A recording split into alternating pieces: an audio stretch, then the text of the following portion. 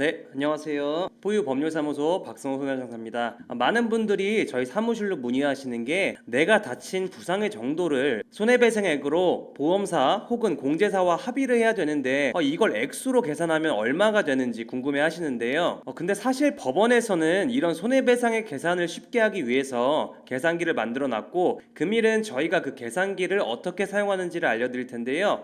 그렇다 그러면 여러분들이 5분 만에 내가 다친 정도를 손해배상액으로 산정할 수 있습니다. 네, 먼저 손해배상 프로그램을 어디서 다운로드 받아야 하는지부터 알아봐야겠죠. 자, 먼저 네이버를 들어가서요. 전자소송을 검색하고요. 보시면 여기 대한민국 법원 전자소송을 클릭하시고요. 네, 여기 우측 하단부에 보시면 손해배상 등 계산 프로그램을 누르시면은 여기 있는 설치 버튼을 누르시면은 설치가 됩니다. 보시는 것처럼 손해배상 프로그램을 다운받으면요. 계산 프로그램이 나오는데요. 손해배상액을 계산할 수도 있고 단순 계산기도 있고 상속이나 변제금 계산하는 방법들이 포함되어 있습니다. 여기서 손해배상 계산을 눌러볼게요. 네, 보시면 사건 번호, 성명, 성별, 생년월일, 사고일자, 가동연한, 입원 치료 종료일, 사건 종류 뭐 이런 기초사실을 입력하라고 나와 있는데요. 이런 기초사실의 경우에는 여러분들 개별적인 사정에 따라서 결정되는데 금일은 제가 가지고 온 사안을 통해 기초사실을 확인해 볼게요. 네, 기초사실을 보면요. 생년월일 1990년 11월 1일생 남자고요. 기대여명 2071년 10월 31일, 가동연한 만 65세가 되기 전날인 2055년 10월 31일이고요. 사고일자는 2020년 1월 1일 교통사고. 다만 여기서 피해자 과실은 30%로 봤고요. 입원 기간은 2020년 1월 1일부터 1년 동안. 네, 기존 소득은 여기 보시는 것처럼 도시일용노임을 적용한다고 기재되어 있죠. 일반적으로는 소득 수준에 따라서 손해배상액이 천차만별로 달라지는데요.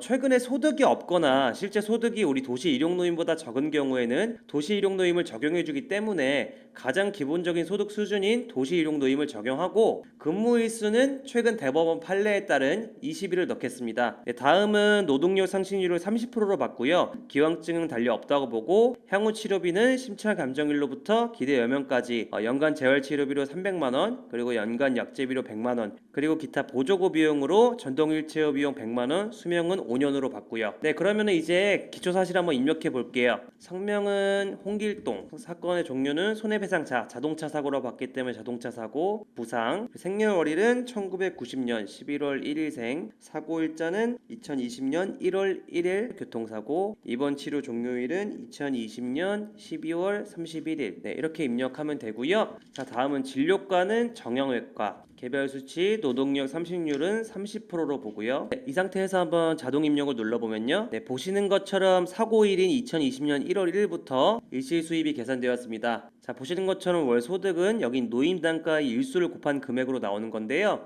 여기 2020년 1월 1일부터 2020년 12월 31일까지는 노동능력 상실률이 100%로 되어 있어요. 왜 100%로 되어 있지 궁금하실 텐데 이 부분은 아까 말씀드렸듯이 입원 기간이라서 100%로 입력된 겁니다. 또 보시면 여기 기간 초일, 기간 말일 이렇게 구분이 되어 있는데 그 이유는 보통건설 기본 노임이 시기에 따라서 변동이 되기 때문입니다. 네, 변동되는 시기에 맞춰서 처음에는 13만 8천 원 정도였다가 최근에는 16만 5천 원 정도로 올랐죠. 계산된 월 소득액에서 여기 보시면 호프만이라고 있어요. 호프만 개수라고 해서 우리가 장래에 받을 수 있는 돈을 사고 당시로 환가해주는 개수를 적용하면 기간별 일실 수입을 모두 더해 약 2억 5천 6백만 원 정도가 나온 것을 확인하실 수 있습니다. 네, 다음은 향후 치료비 계산 한번 해볼게요. 아까 항목이 두 개였어요. 처음으로는 재활치료 그리고 두 번째가 약제비 비용은 300만 원이었고요. 그리고 두 번째 약제비는 100만 원. 네, 최초 필요일은 여기 아까 2022년 1월 1일 신체 감정 받은 날로부터 기대여명 종료일까지고요. 수명은 1년마다 필요하다고 했으니까 계산하면은 총 8천만 원이 계산됩니다. 적용 버튼을 누르면 되고요.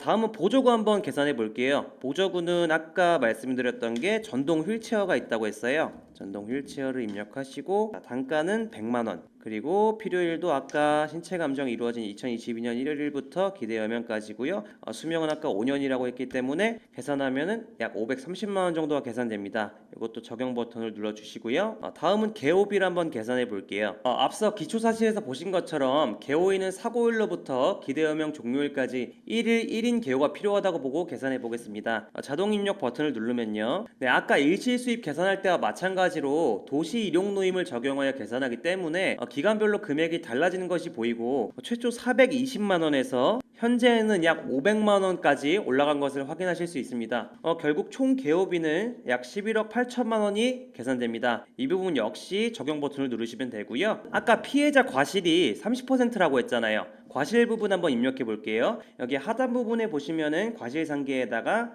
30%를 입력하면요, 교양증은 없다고 봤고요. 여기 하단 부분에 보면은 과실상계를 적용해서 재산상 손해, 재산 손해 위자료로 총 10억 7천만 원 정도가 계산된 것을 확인하실 수 있습니다. 다만 여기에 위자료는 포함된 것이 아닌데요. 통상적으로 30살의 남자분이 30% 정도의 과실이 존재하고 30% 정도의 노동력 상실률이 발생했다면 위자료가 한 8천만 원 정도 되거든요. 자, 여기에 입력해 볼게요. 적용 위자료 부분에 8천만 원. 그럼 총 11억 5천만 원이 계산되네요. 자, 여러분들 손해배상금 계산하는 방법 어렵지 않으시죠? 이렇게 계산하면 여러분들도 한 5분 만에 부상 정도를 손해배상액으로 환산해서 보험사, 공제사를 상대로 합의하시면 더욱 합리적으로 합의가 가능하실 것으로 보입니다. 그럼에도 변호사가 필요한 이유는요, 이렇게 확정된 기초 사실이 있을 경우에는 손해배상액을 계산해내는 것은 그리 어렵지 않습니다. 그러나 그 확정된 기초 사실 그 자체를 본인에게 유리하게 가져오는 것은 그렇게 쉬운 일이 아닙니다. 아까 개호비로만 11억 8천만 원이 계산됐는데요,